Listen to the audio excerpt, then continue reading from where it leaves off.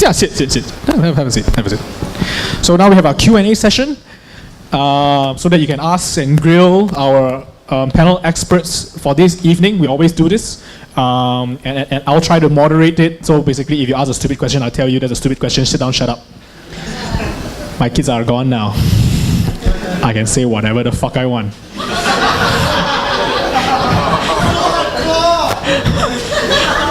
It's a social experiment. If you learned something new this evening and you think that these speakers deserve it, please give them a round of applause. Yeah. If you didn't like what you heard today or you think that they suck, you can now stand up and let them know. Now we're going to have Q&A now. So you got any questions for any of our experts here this evening? I'll pass the mic so that everybody knows. Yep. Hello? Yeah, okay. All the mics work. Joe, there was a part in the beginning which you said you had taken out on advice on finding a tech partner. Yes. Yeah. That is true. Could you tell us what that is? Next question. No. I did take out that bit because I knew that my original presentation was 45 minutes and that was going to kind of stretch it over. But it came down to, understanding what a technical co-founder is, what's their traits, how do you motivate them? Technical co-founders don't tend to be motivated purely by money. They're motivated by interesting tech, interesting domain space. You're going to have to prove that you've done idea validation. In many markets, the guy with the idea, the ratio of guys to ideas to guys who can make ideas come true is like 10 to 1. And so you're going to have to court this person, and you're going to have to create a pitch deck for them. You're going to have to convince them to go into your startup. You're going to have to show them that you went out and you tested your idea, that people are going to pay for it. All those things you're probably going to need to do before you get a technical co-founder. And so those are just kind of the topics. How to date. It's a dating event, and then it's a marriage, and then your baby is the startup, and then you bring 4 of them to the event. So cool. Yeah. And this is something that Malaysian idea people just don't get it, I think. And that's what webcam is trying to address, so that you can come and, socialize, feel up these technical guys, get to know them better, and then decide really, do you want to spend the next, 3 years, 2 years, with this person, and vice versa. Right, so there you go. These people are not. I don't know about Aaron, Chipper, but these people generally they don't like it when you come out and throw money in their faces, like. But anyway. Another question? Anybody? So shy? Whoa. Okay. Don't worry.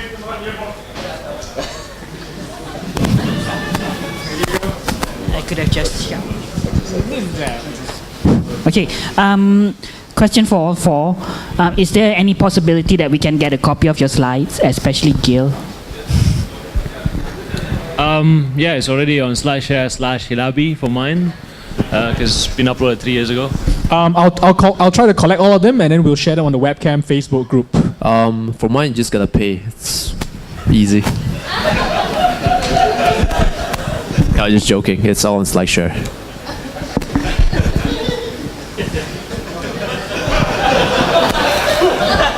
So, but honestly, the SlideShare thing is nowhere near the real people.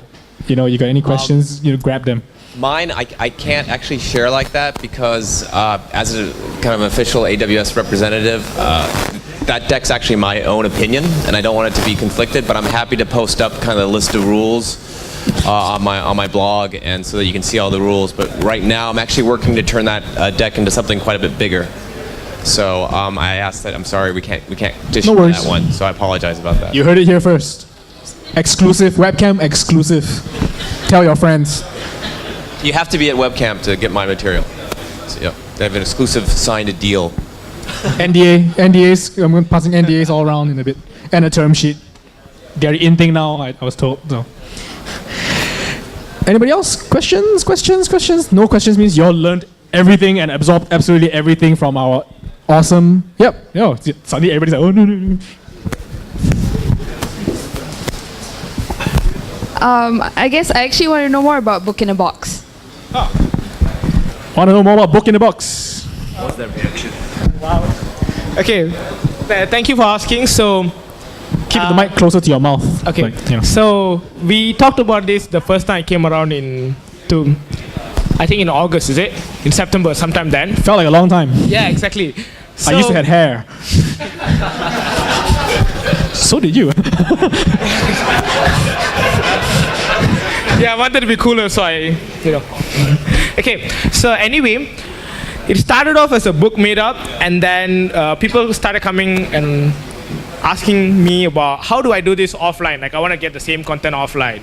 So we came up with this idea that we actually box a book summary in infographic form, and then we box posters that are created according in a way that it will actually make you want to follow them. It's not like one of the posters about just like in a movie or something like that, but then it's behaviorally charged, meaning that when you read them, it will remind you something like that. Okay, and then the whole idea is how you can get the experience around the book without actually reading the book.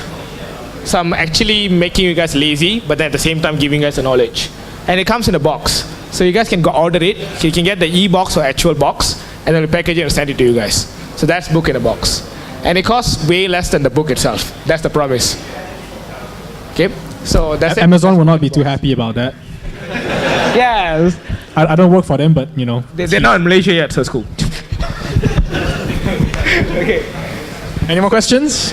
Somebody else wanted to ask something? No? Calling once. Okay.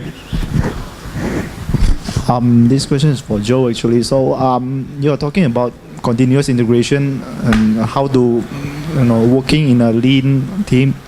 But for those who actually, still maintain a conventional kind of, they have DBAs and all those, where do they get started to actually go into a CI route?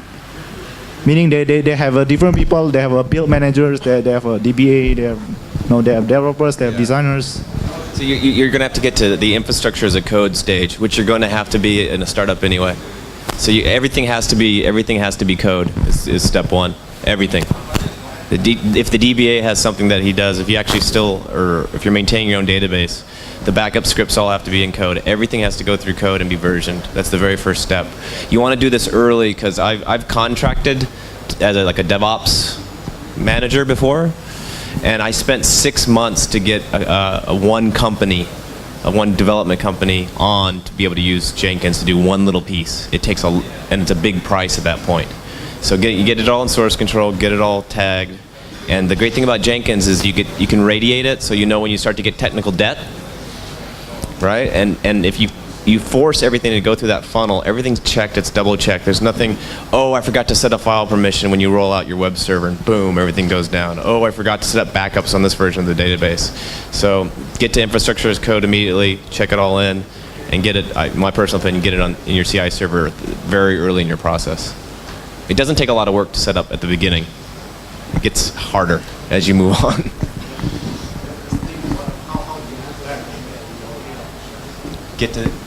Start to work towards infrastructure as code to start. Yeah.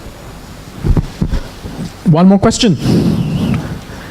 No, yes, no. Too shy to ask in a public forum, no worries. We will be going to La Bodega at Lawi Street and you can meet these people. All of you going? Okay. You, obviously. Okay. One more question. Okay. With a guy with an Android shirt.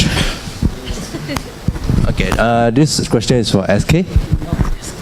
Okay. How hard or how easy did it take to to change from your previous way of life into what you are right now after reading the book? I see. Okay. Long story. Okay. So. Okay, for those of you who... Okay, how do I start up? That's one question, man. Nothing's changed. He just read the book and shared with you the book. Okay, so I was working as an actuary, if you guys know about what actuary... someone who's an actuary normally do is they work with a lot of numbers, and then they come out with financial models and all that, try to make money for someone else. That's the whole idea about. So what I was doing is basically making a lot of money for everyone else, while working very long hours, and I was getting paid decent money and all that. But then in that book, he talked about something called how to be the new rich, meaning that you're not actually rich, but then you are happy with your life. That's the whole idea, right? And I realized that I'm anything but that. So what happened was, initially I just picked up the email rule, so I'm not going to answer the mails. And then I started doing that for about 2-3 months, and I realized that it works. And then I picked up another rule, something like that. And I'm still picking up stuff from the book, like how to do stuff in a way that you actually test first, and then you iterate from that, even though it's nothing to do with apps development, all that. How you can do it in real life. Same thing. Yeah, same thing. Exactly. Continuous improvement. Exactly. Continuous improvement. Yeah. Continuous. Whatever you are trying to do, just don't try to pick up stuff in one go just like that, the whole book. It's not going to work. So what I did was I just picked up one by one and started seeing change. And now, like, if you call me and I don't know your number, I'm not going to pick up. You can test it, right? Hint. Yeah, so it's kind of, this is the kind of thing that's going to reduce the noise in your mind, if you know what I mean. Like, you're not going to, like, it just makes you think more, in a more organized way compared to everyone else. So that's what happened to me. Okay. Will the rest of you guys have anything to say about that? I did 4-hour body. Oh shit! Hey, you should share it. Share with them. What do you think about it? I did 4-hour body for 3 months. It worked. Yeah. There you go. It's you can't keep it up. The diet is it's insane, and the supplements are insane. And he says at the very beginning, the thing is with Tim Ferriss, first of all, his books are written from kind of a stream of consciousness. Like, so it's not like you can't just read the book. It's just like he writes all his books in Evernote.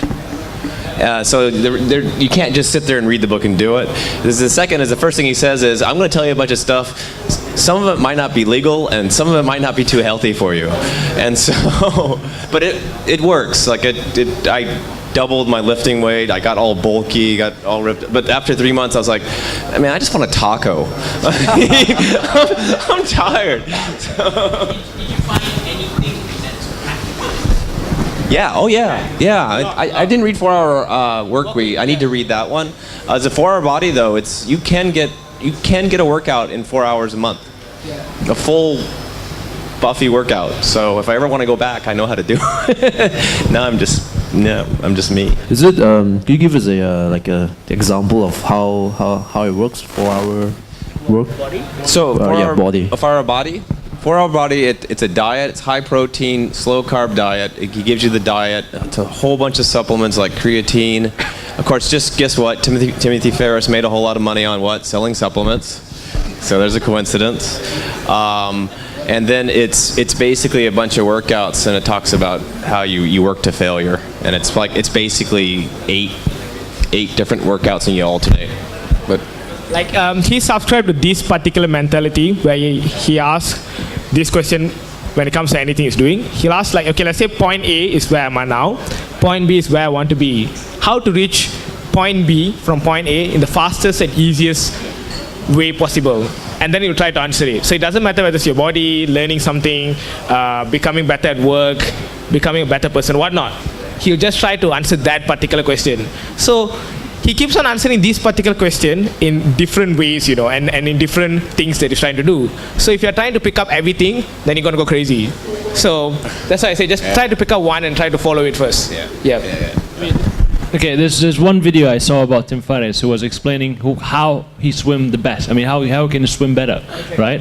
So he had a video of the best swimmers, and he wants to do the same. So he basically said, okay, instead of do splashing, right, there's another way where you actually bring your arm inside the water so it's less resistant, and you push it down. And then how you put the fingers is open, is closed. So he looks into that small detail before you even practice it. Get the plan out, just do it. That's how it works, somehow. It's funny how webcam just became fit camp. And by the fact that everybody's like so engrossed, I think it's time to pivot.